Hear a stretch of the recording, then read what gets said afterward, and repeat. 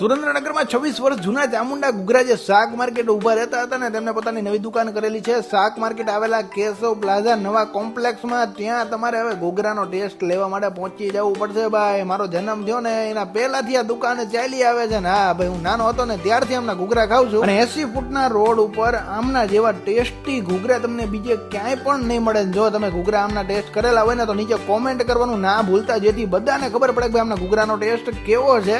સાંજના સમયે તમને 5, 5:30 પછી ઘૂઘરા મળવાનું શરૂ થઈ જવાનું છે, પણ બને એટલું વહેલા પહોંચી જવું, કેમ કે ભાઈ બગડા સેટી ઘૂઘરા ઉપડી જાય છે. ગમે એટલા ઘૂઘરા બનાવે ફટાફટ 2 થી 3 મિનિટમાં તો આખો તાવડો ખાલી થઈ જાય છે. એટલા બધા ઘૂઘરા વેચે છે ને. હા ભાઈ, એનું વડાપાવ પણ એકદમ ટેસ્ટી હો. ઘૂઘરાની યારે એમના વડાપાવના પણ માણસો એટલા જ દીવાના છે ને. હવે તો એમને દાબેલી અને સ્લાઇસ પણ ચાલુ કરી દીધી છે.